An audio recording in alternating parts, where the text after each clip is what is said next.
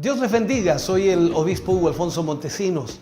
La palabra de Dios para nuestras vidas está llena de esperanza y nos muestra los principales pilares de la fe en nuestro Señor Jesucristo. Te invito a ver con mucha atención el siguiente mensaje. Esperamos que esta palabra pueda bendecir y fortalecer tu vida. Te invito a ver el mensaje de Dios. Vamos a iniciar con el libro de Génesis. Libro de Génesis capítulo 12, versículo 1. Génesis 12, 1. Leeremos este versículo y de allí, por supuesto, tomaremos muchos otros más en el mensaje. Dice la Escritura, la palabra del Señor, leemos de ella en el nombre de nuestro Señor Jesucristo. Pero Jehová había dicho a Abraham: vete de tu tierra y de tu parentela y de la casa de tu padre a la tierra que te mostraré. Vuelvo a leerlo. Pero Jehová había dicho a Abraham: vete de tu tierra y de tu parentela y de la casa de tu padre a la tierra que te mostraré. Oremos al Señor. Amado Dios, te damos muchas gracias. Agradecemos, Señor, el que podamos tener tu palabra para nuestra vida en esta mañana. Cuando muchos hermanos y hermanas están reunidos, están juntos, Señor, para poder recibir hoy esta palabra. Muchos están en casa junto a su familia, sus hijos. El matrimonio se ha reunido, Señor, para oír palabra tuya. Yo te pido, Señor, danos la capacidad, la inteligencia y también danos la sabiduría, Señor. Y como la misma palabra nos enseña, danos el denuedo, Señor, para ministrar tu palabra y por sobre todas las cosas, Señor, poder llegar al corazón y vida de tus hijos. Señor, que a través de esta palabra, oh Dios, muchos puedan despertar y que puedan ver lo maravilloso que eres tú y lo grande, Señor, que tú puedes hacer a través de nuestras vidas. En el nombre de Jesús pedimos tu bendición para la gloria de Dios. Amén y amén, Señor. Bien, mis hermanos, vamos a hablar en el día de hoy de las aventuras de la fe, las aventuras de la fe. Ya reconocemos, y es verdad, que sin fe es imposible agradar a Dios. Eso es lo que la palabra del Señor nos enseña. Sin fe es imposible agradar a Dios. Porque el que se acerca a Dios debe creer que Dios es, que Él es real, que Él es verdadero. De esta forma, entonces, nosotros vamos a poder entender la importancia que esta lección tiene para nosotros, que esta lección puede darnos a nosotros para nuestra vida. Cuando vemos el libro de Génesis 12:1, lo que leíamos recién, pero Jehová había dicho, dice, pero Jehová había dicho a Abraham: vete de tu tierra y de tu parentela y de la casa de tu padre a la tierra que te mostraré. Allí Abraham tenía que tomar una decisión y confiar en Dios, confiar en la palabra de Dios. Aquí se crean muchas situaciones y es un hecho de que hay muchas personas que al leer eso dicen: bueno, Abraham tuvo fe. Pero entendamos algo, Dios le habla a Abraham y le pide algo que tenía que hacer y que no era fácil. Y allí tenía que estar la fe de por medio. Veamos otro pasaje de la Biblia, libro de Mateo, capítulo 14, versículo 25 al 29. Dice: mas a la cuarta vigilia de la noche, Jesús vino a ellos andando sobre el mar. Y los discípulos, viéndole andar sobre el mar, se turbaron, diciendo: un fantasma, y dieron voces de miedo. Pero enseguida Jesús les habló diciendo: tened ánimo, yo soy, no temáis. Entonces le respondió Pedro y dijo: Señor, si eres tú, manda que yo vaya a ti sobre las aguas. Y él dijo: ven. Y descendiendo Pedro de la barca, andaba sobre las aguas para ir a Jesús. Esto es tremendo, hermano querido. Es extraordinario, claro que sí. Ahora, para conocer algo de la fe y la realidad, tenemos que llevar una vida de riesgos. Y tenemos, como dice alguien, que tomar una vida de riesgos. Yo no puedo conocer la fe y la realidad de esa fe si no tomo riesgos en mi vida. Es por eso tan importante entonces estos dos pasajes que acabamos de leer, el de Abraham y también de los discípulos. Hay muchos otros más, pero que sin duda algunos los tocaremos y otros no. Pero el punto es aquí que para poder conocer algo de la fe y la realidad que van juntas, tenemos que llevar una vida de riesgos.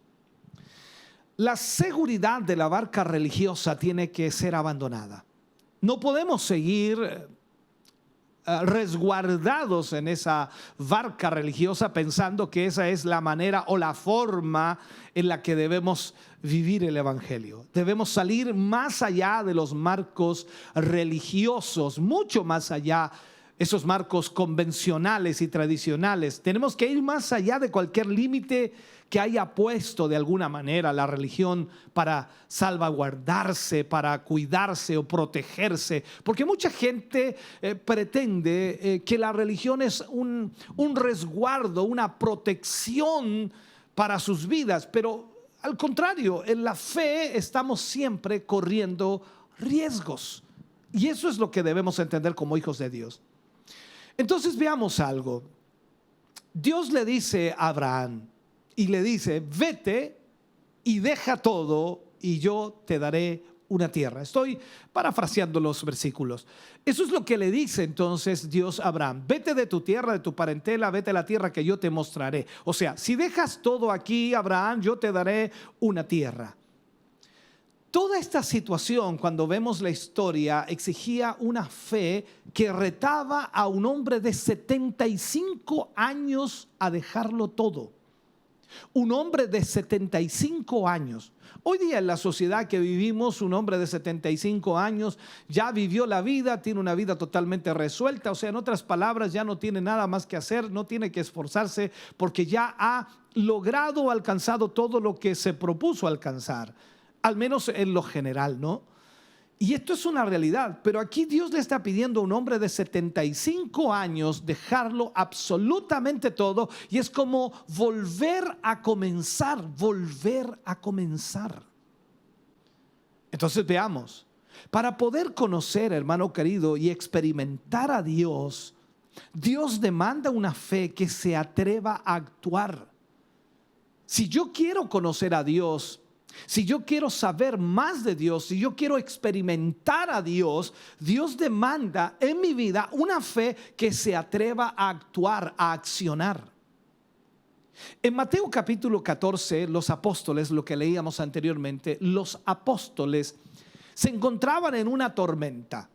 Y todos hemos leído ese pasaje una y otra vez y lógicamente entendemos la historia. Entonces, cuando ellos ya habían perdido toda esperanza, cuando la barca ya se anegaba, cuando ya la barca se hundía, Jesús vino hacia ellos caminando sobre las aguas. Los discípulos pensaron que era un fantasma y tuvieron miedo, y ellos exclamaron de esa manera, pero luego Jesús les habló y les dice: soy yo. O yo soy, como dice el versículo, no tengan miedo.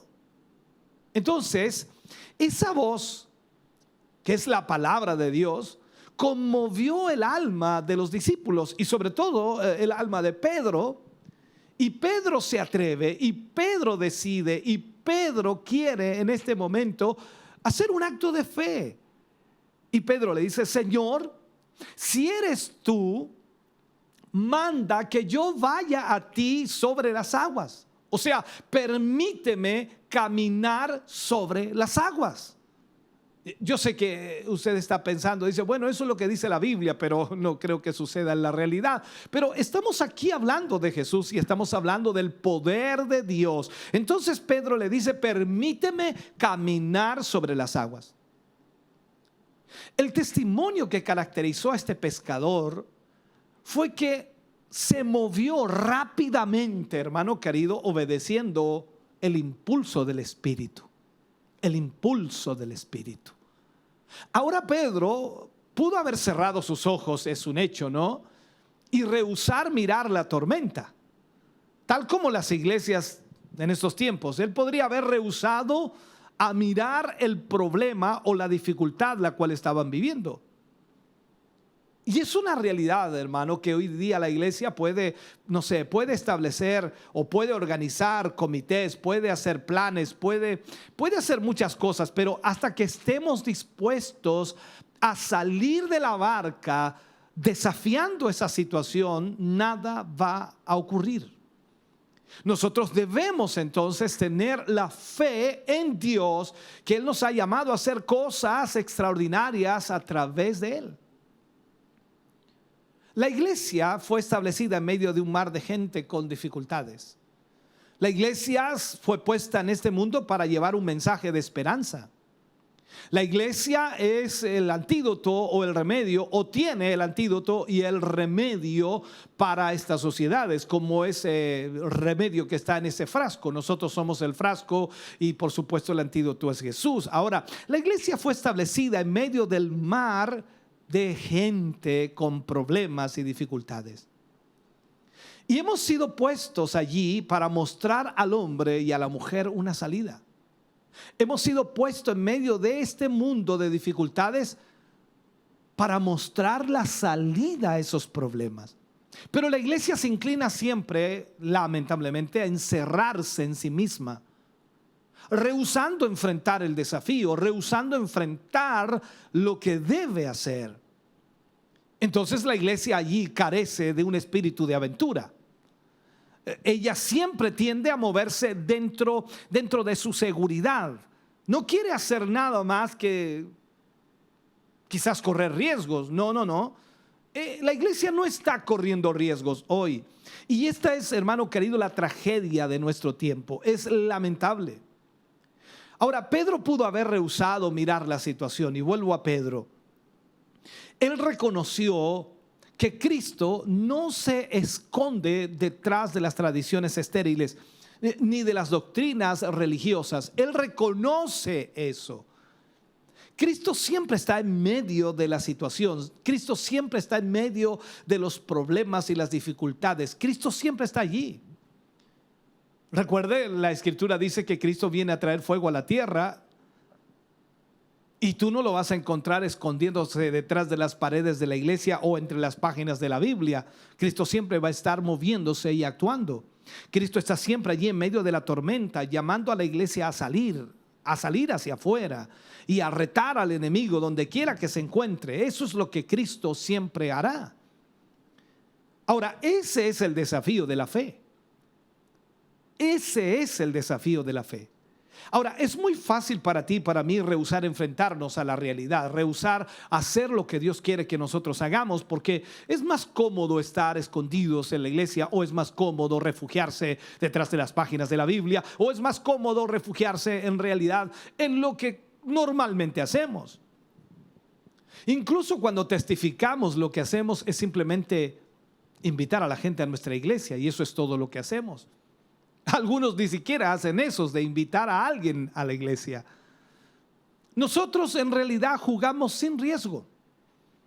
Nos hemos acostumbrado a hacer las cosas sin arriesgar absolutamente nada, y ese es uno de los problemas. Un predicador puede sentir el llamado de Dios, pero sin embargo vive su vida diciendo: cuando las cuentas estén pagadas, cuando los niños crezcan, yo voy a responder al llamado. Ese es el ambiente y esa es la mentalidad que hay hoy día en la vida de muchos creyentes. Permíteme decirte que si tú actúas así, de esa manera, no irás a ninguna parte. Porque en realidad la fe requiere desafíos. La fe requiere que nosotros actuemos, accionemos. Cuando Dios habla, nosotros salimos de la barca y enfrentamos la realidad, porque confiamos en ese Dios que nos está llamando. Recuerda que hemos estudiado y hemos dicho ya una y otra vez que la fe es obediencia inmediata. La fe es obediencia inmediata. O sea, nosotros obedecemos a Dios por la fe, confiamos en su palabra por la fe. Veamos esto. Aquí vemos en este pasaje que no se detuvo argumentando, tratando de ver si podría o no caminar sobre las aguas. Simplemente él hizo o realizó lo que él ordenó. Cuando Pedro le dice al Señor, manda que yo vaya a ti sobre las aguas, lo que Pedro estaba haciendo era pedirle a Dios que diera la orden. Señor, si tú das la orden, yo voy. Dime lo que tengo que hacer, Señor. Yo quiero caminar sobre las aguas, pero depende de ti. Si tú me dices que yo vaya, yo voy. Este es el corazón que clama por la realidad. Y a ese clamor de Pedro, que quería una realidad mayor, que quería ver la obra de Dios hecha en su vida, entonces Jesús le responde y le dice, ven. Tú quieres ver milagros de Dios sentado en la iglesia, tú quieres ver milagros de Dios en tu lugar escondido, como dice alguien por allí. No estás enfrentando desafíos y tú necesitas hacerlo. Ahora, los predicadores de hoy solo han enfocado el hecho de que Pedro se hundió, pero ese no es el mensaje. Él caminó sobre las aguas. Él fue más allá de un libro de oraciones. O sea, es así como Dios se encuentra con el hombre. Pedro rehusó esconderse detrás de su temor, detrás de su miedo. Esto caracterizó, por supuesto, el ministerio de ese pescador más que todo. Ahora él pudo haber escogido no arriesgarse, no pedirle a Dios o a Jesús que le permitiera caminar sobre las aguas. Muchos predicadores hoy, lo puedo aplicar de esta manera, muchos predicadores oran por los enfermos y tienen mucho cuidado con sus palabras y sus acciones para no ser culpados si este no se sana. O sea, ¿cómo voy a orar por sanidad y si Dios no lo sana voy a quedar en vergüenza? Cuidan mucho sus palabras. Entonces, si tú estás con miedo de ser culpado, tú nunca vas a ver a nadie ser sanado. Si tienes miedo de que la gente te mire raro porque no se sanó, entonces nunca vas a sanar a nadie. ¿Qué dice el Señor? Pongan las manos sobre los enfermos y ellos sanarán. Eso es lo que el Señor dice para nosotros. O sea, debemos poner las manos sobre los enfermos y ellos sanarán. Y yo no tengo que disculparme por ello. Muchos predicadores dan tanto crédito al doctor, increíblemente, que tú te preguntas por qué no mandan a la gente al hospital desde el principio. O sea, si vamos a orar por un enfermo para que se sane, tenemos que hacerlo con convicción y con fe de que Dios puede sanarlo. Pero ¿y si no se sana? No es tu problema. No es mi problema. Yo debo hacer lo que Dios me pide que yo haga. Y aquí es donde nosotros debemos hacerlo con fe. Ahora, yo no estoy menospreciando la medicina por esto.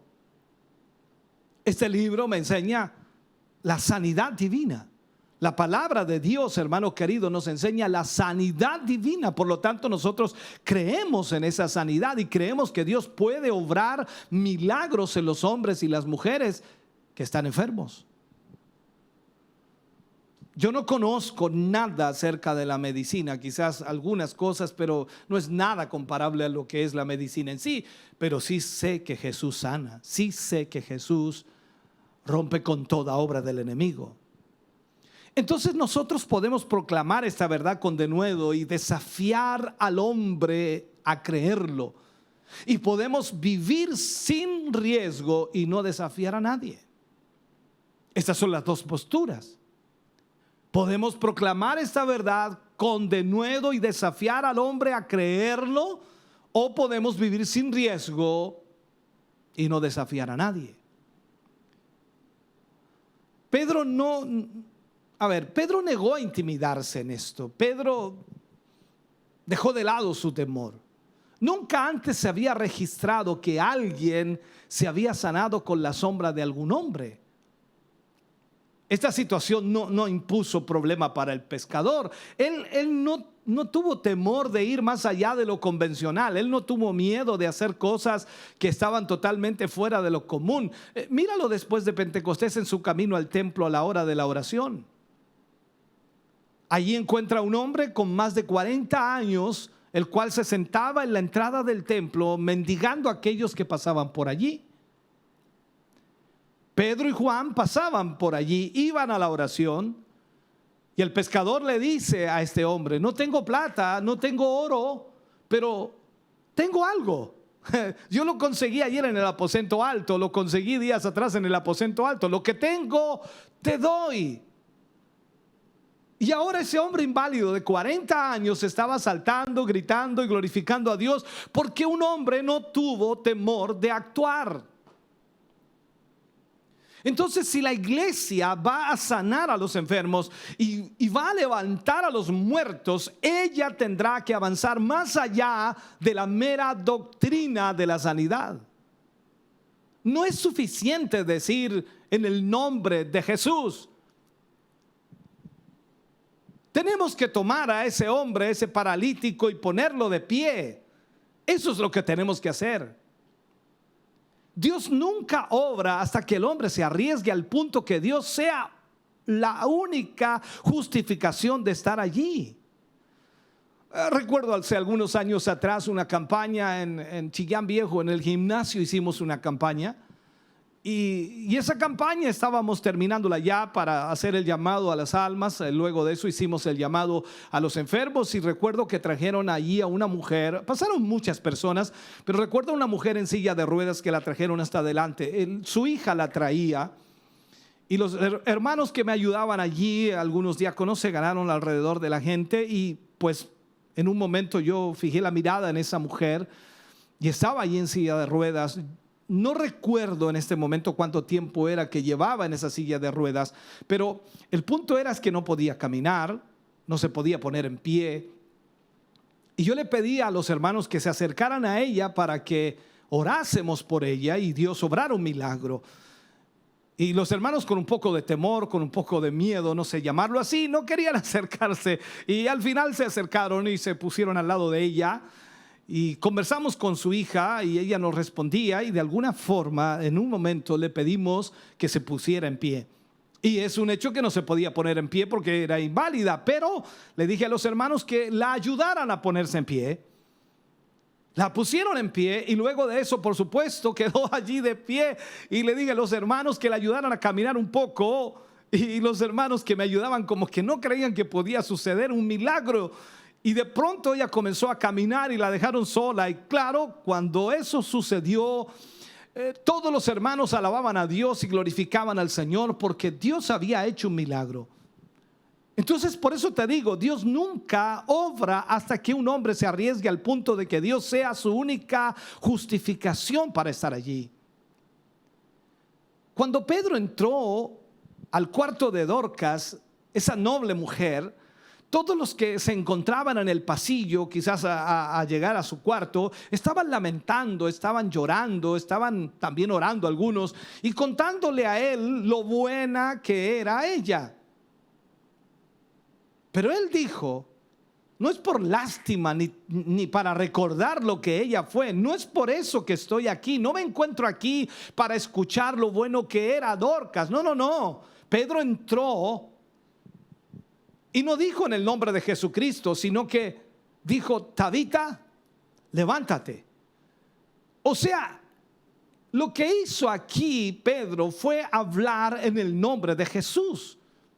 Y le habló con denuedo: levántate. Cuando miramos nosotros la escritura, vemos a este hombre que fue transformado y creyó en la palabra de Dios. Míralo en el altar donde Ananías y Zafira llegaron con su mentira. Vemos allí a Pedro nuevamente. Él intervino en esa situación y los hipócritas cayeron muertos porque este hombre pudo hablar por Dios. Recuerda que la primera iglesia oró con denuedo. Ello no significa que solo levantaron su voz en oración, no era una algarabía, un júbilo allí, no, sino de nuevo fue lo que ellos pidieron: concede a tus siervos el poder para sanar y levantar a los muertos. Eso es lo que la iglesia estaba pidiendo. Y ahora, a través, por supuesto, del Santo Hijo Jesús, Esto está sucediendo. Y ese es el denuedo, hermano querido, por el cual nosotros debemos orar. Pedirle a Dios que nos dé denuedo para orar por los enfermos y que sean sanados. Esto no es un denuedo simplemente para invitar a la gente a la iglesia para que vengan al culto, sino es un denuedo para orar y hacer los milagros de Dios, las obras de Dios. Nosotros necesitamos hacer las cosas en el nombre de Jesús, como la Biblia lo dice, y eso es denuedo. La Biblia dice: Dios llenó el lugar con el Espíritu Santo. ¿Sabe? Nada funciona cuando tú obras con temor. Nada funciona cuando tú obras con miedo. Tenemos que pasar más allá del temor. Después de haber sido azotados, ¿recuerdas a Pablo y a Silas? Ellos oraron, no por liberación, sino por denuedo. Piénsalo, hermano querido. Nuestro problema es la escasez del Espíritu Santo. Nuestro problema hoy día es el humanismo secular dentro de la iglesia. Nuestro problema es que lamentablemente la iglesia se ha vuelto más humanista y menos espiritual. Para nosotros, quienes padecemos de esto, es la escasez del denuedo del Espíritu Santo lo que no nos ha dejado casi hacer absolutamente nada y nos ha dejado desvalidos en esta batalla para el Señor. Necesitamos la llenura del Espíritu Santo. Necesitamos que el Señor pueda fluir sobre nuestras vidas y de esa manera podamos ver la obra de Dios. El problema es que la necesidad del Espíritu, o mejor dicho, la escasez del Espíritu en la iglesia nos ha rebajado al punto de ser apologéticos con lo que creemos. Se fija hoy día que todo el mundo defiende doctrinas y puntos bíblicos, pero lamentablemente hemos llegado a tal punto que lo que creemos solo lo creemos con la cabeza y ya no lo creemos con el corazón. ¿Cómo es posible que nosotros los predicadores ya no creamos en la palabra del Señor, que Dios puede hacer milagros, que Dios puede abrir el Mar Rojo, que Dios puede abrir el Jordán, que puede derribar los muros de Jericó? Estoy poniendo lo que sucedió en el pasado, pero ¿cómo es posible que no creamos que Dios puede hacer eso hoy? ¿Cómo es posible que nosotros los predicadores no creamos que Dios puede hacer milagros y puede restaurar la vida de los hombres y de las mujeres, y Dios puede sanar al enfermo, levantar al paralítico, darle vista al ciego, darle el oído al sordo, darle la voz y las palabras al mudo? Dios puede hacer absolutamente todo. Entonces hemos llegado a ese punto, como dije, que lo creemos solo con la cabeza y no con el corazón. Un evangelista en Estados Unidos, en uno de sus libros, dio testimonio de una mujer que vino a uno de sus cultos, a una de sus reuniones. Y él notó cuando pasó esa mujer al altar que ella estaba muy maltratada y cuando pasaron para orar por ella estaba amoratada, y le contó que su problema era su esposo. El esposo de ella era alcohólico y cuando regresaba a casa borracho la golpeaba y luego quedaba tirado en la cama. Luego que esta mujer acabó de contarle su problema al hombre de Dios, él oró por ella e impuso manos sobre esta mujer, y ella fue llenada de nuevo del Espíritu Santo y comenzó a hablar en nuevas lenguas, en un lenguaje angelical. Y este predicador, este hombre de Dios, le dice a ella: ¿esto te sucede a menudo? Y ella le responde: sí, cada vez que genuinamente oro. O sea, cada vez que ella oraba, el Espíritu Santo venía sobre ella y la llenaba. Él le dijo entonces: aquí está la respuesta.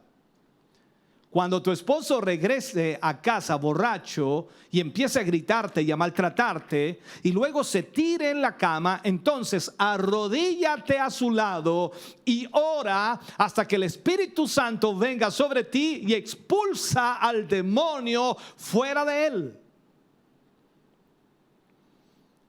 La siguiente noche de culto,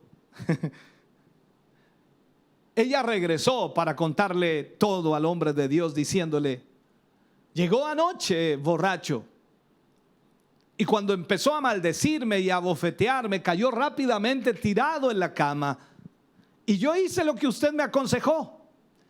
Me arrodillé y empecé a alabar a Dios, y el Espíritu Santo empezó a fluir, y cuando puse mis manos sobre él, él fue expulsado de la cama, y mi marido se levantó sobresaltado y me dijo: mujer, ¿qué haces? Y él la miró, y estaba allí una mujer flaca, débil, pequeña y acabada, que ni siquiera llegaba a los 50 kilogramos, enfrente de un hombre de 100 kilogramos. Él supo que ella no lo había hecho, y ella continuó hablando en lenguas, y él cayó de rodillas arrepintiéndose, y ahí estaba con ella en el servicio de esa noche. La fe demanda un espíritu aventurero. Atreverse a creer en lo que Dios puede hacer, porque Él hará lo que dijo que haría.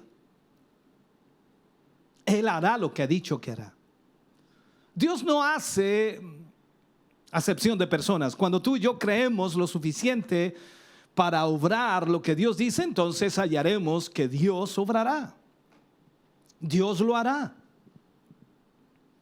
Cuando tú eres nacido de nuevo, la Biblia dice: por gracia eres salvo, por medio de la fe. Y esto no es tuyo, no es don, no es algo de nosotros, sino que es don de Dios. Entonces, ahora descubrimos que si yo soy nacido de nuevo, entonces no es un asunto de tener fe. Tú tienes fe. No podrías ser hijo de Dios si no tuvieras fe.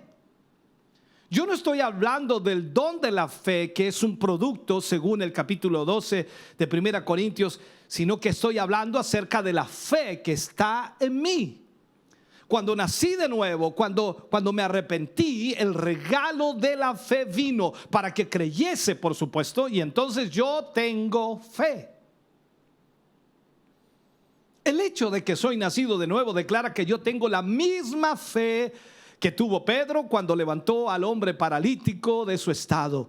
Es la misma fe que tuvo Elías cuando dividió las aguas del Jordán. La Biblia dice, hermano querido, que él era un hombre sujeto a pasiones igual que nosotros. Ellos podían dudar, podían tener temor.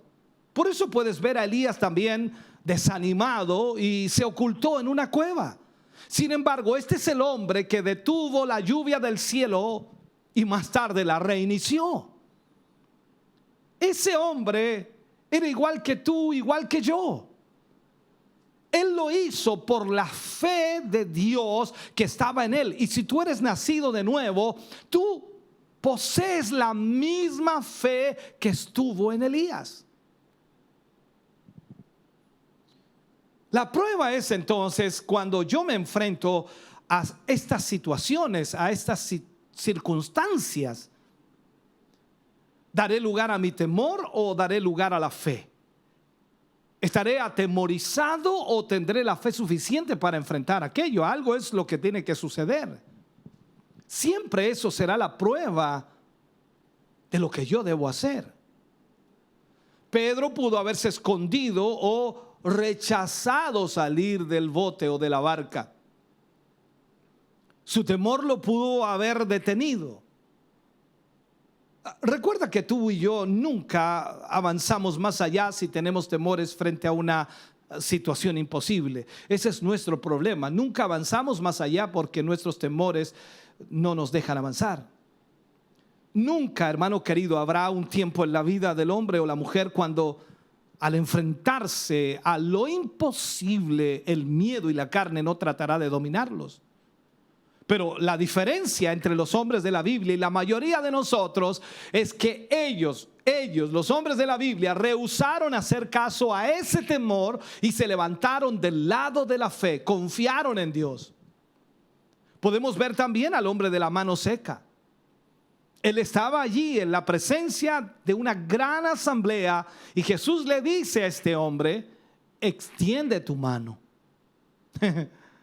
Tenemos ese hombre delante de una gran audiencia de personas prejuiciosas. Muchos no creían en el Señor, no creían en primer lugar que Él podía sanar. Incluso los fariseos estaban allí esperando a ver qué sucedía. Y aquí está este hombre delante de todos esos sacerdotes, y a él se le ordenó hacer algo que nunca había podido hacer en toda su vida. Se le ordenó hacer algo. Su mano tenía un defecto de nacimiento y nunca había sido extendida. Y Cristo le dice: extiende tu mano. Quizás en la otra oreja le vino ese yo del diablo que le decía: tú no puedes hacer esto, nunca lo has hecho. Y aquí está la lucha de la fe. O le vas a hacer caso al temor que hay en tu vida, a la duda, o harás caso a lo que Cristo dijo. Porque era Cristo el que le estaba pidiendo que extendiera su mano. La Biblia dice que actuó en fe en vez de actuar en temor. Extendió su mano, el milagro se realizó, el milagro ocurrió, y sorpresa para todos, porque Dios había obrado a través de su Hijo allí. Entonces, esto es una aventura de la fe. La Biblia dice que esa mano fue completamente sana como la otra. Entonces, cuando vemos en la Biblia que Santiago nos dice que Elías era un hombre sujeto a pasiones como yo, esto significa que fue nacido de mujer, que tenía en sí el mismo potencial de temor, la misma posibilidad de dudar y la misma posibilidad de desanimarse o de desanimarse como nosotros. Tenía las mismas pasiones que yo tengo.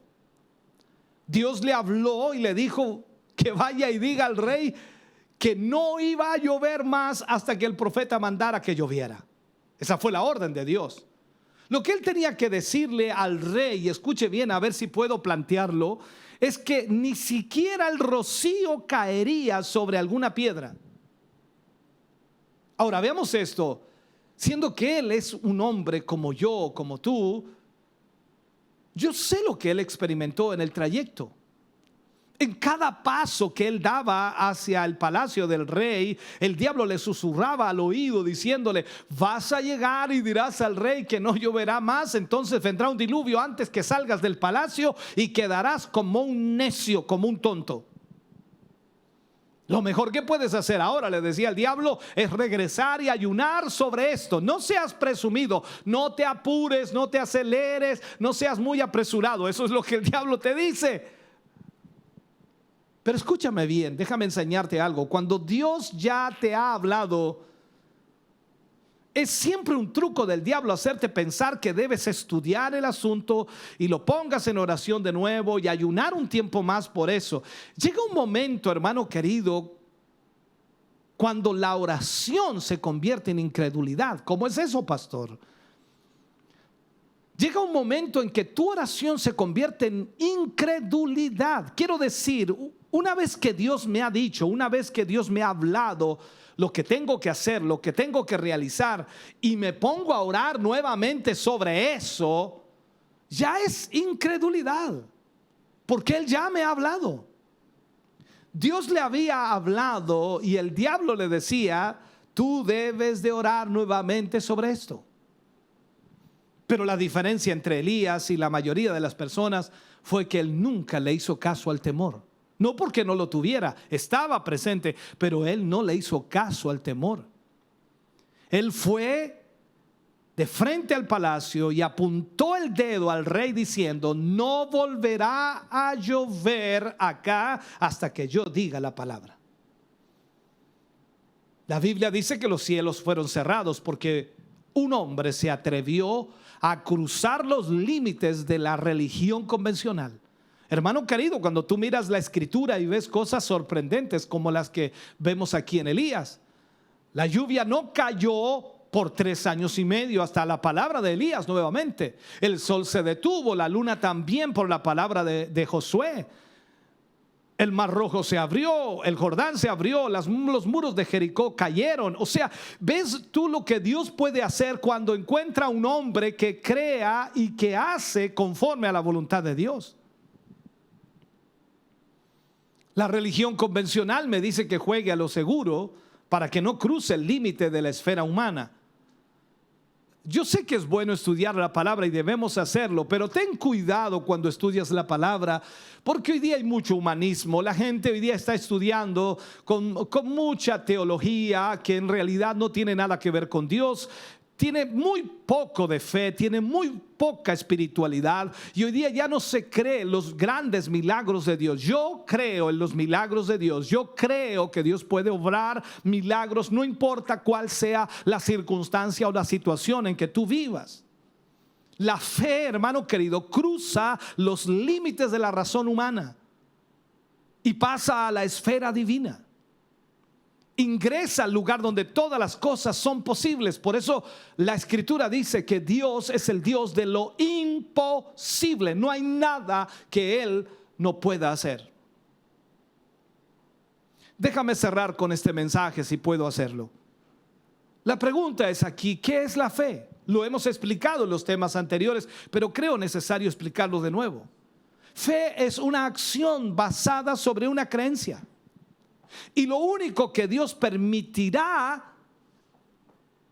ser esa creencia en su propia palabra y su fidelidad a esa palabra. O sea, si nosotros tenemos fe, entonces esa fe está basada sobre una creencia, y lo único que Dios permitirá ser esa creencia es su propia palabra. No podemos creer en ninguna otra cosa que no sea su palabra. Dios es fiel a su palabra. Fe es una acción basada sobre una creencia apoyada por una confianza de acción continuada, por supuesto, que dice: si Dios lo dijo, Él lo hará. Si Dios lo dijo, Él lo hará. Esto es lo que impulsa a los hombres a ir más allá de los límites de la razón humana. Y se encuentra, por supuesto, en la esfera de Dios, fuera del bote religioso, en donde tú hallarás las grandes posibilidades. Quizá tú vienes de levantar alguna iglesia, pero no marcha, no funciona, pareciera que no va bien la cosa.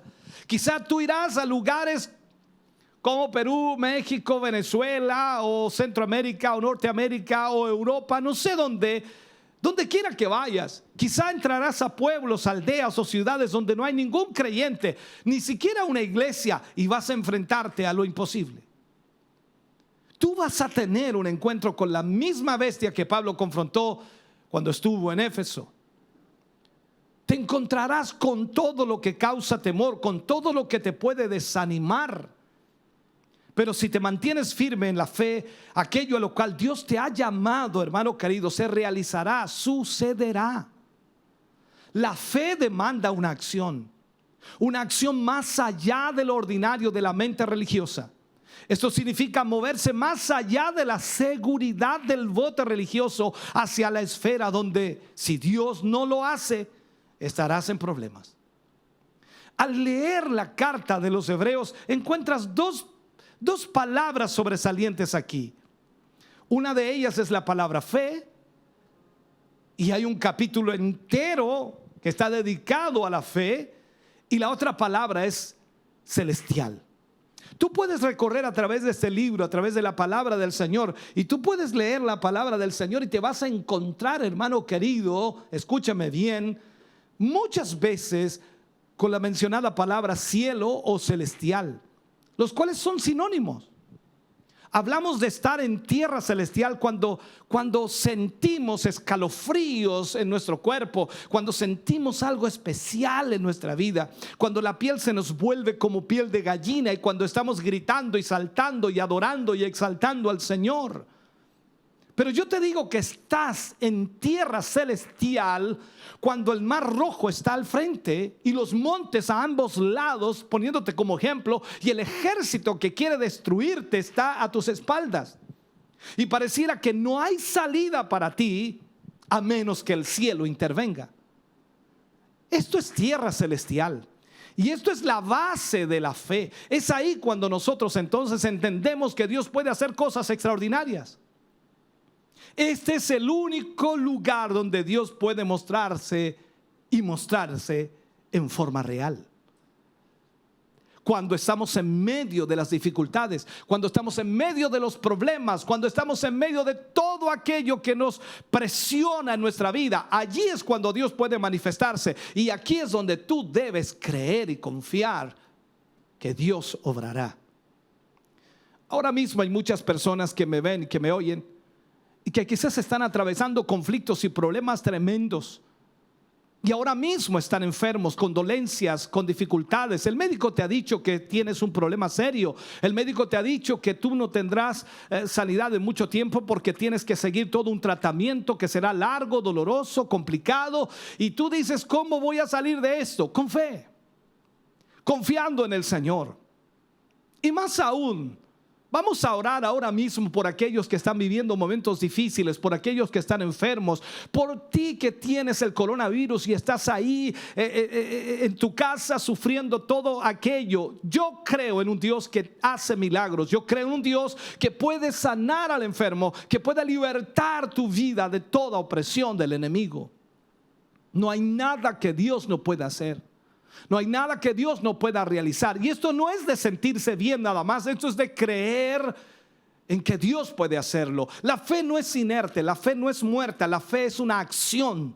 La fe, cuando confiamos en el Señor, actuamos de acuerdo a ella. Y es por eso que la palabra de Dios nos enseña entonces que nosotros debemos simplemente creerle a Dios. Y yo creo cuando Él dice que nosotros oramos por los enfermos en el nombre de Jesús y ellos serán sanados.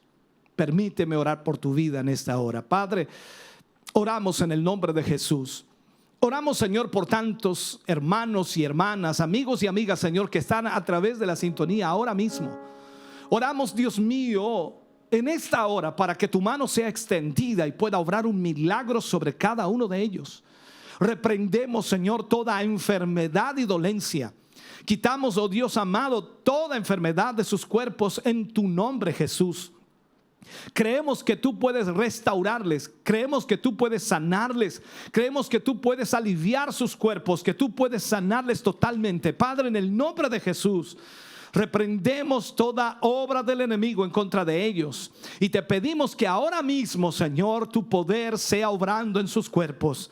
Sánales, Señor, cual fuere la enfermedad, por muy grande o difícil que sea, no hay nada imposible para ti. Tú eres el Dios de los milagros y en esta hora y momento tú estás obrando en ellos, tú estás sanándoles, tú estás restaurándoles, Señor. Llévate todo cáncer, llévate toda leucemia, Señor.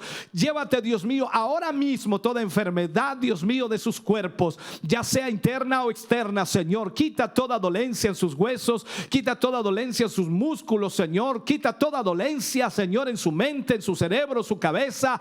Quita, Dios mío, todo dolor del corazón. Llévate, Dios mío, toda opresión del enemigo y sánales ahora, Dios mío. Libértales en el nombre de Jesús. Que tu mano poderosa sea obrando, Señor, en este mismo momento. Aquellos que están, Señor, viviendo momentos difíciles, oh Dios mío, extiende tu mano sobre ellos y obra milagros en ellos. Aquellos que están, Señor, en una silla de ruedas, Dios mío, que tengan la fe ahora, Señor, y se pongan de pie. Aquellos que tienen problemas en alguna pierna, en algún brazo, Dios mío, que extiendan su pierna, que extiendan su brazo, que crean, Señor, que tú tienes el poder para obrar en ellos ahora mismo. Padre, en el nombre de Jesús, por tu palabra, Señor, creemos en esta hora que tú sanas al enfermo y libertas, Señor, la vida de aquellos que hoy te necesitan. Gracias, Dios mío. Gracias, Padre, por lo que tú haces en cada vida y corazón. Ahora mismo, Señor, esos milagros son realizados por tu nombre maravilloso,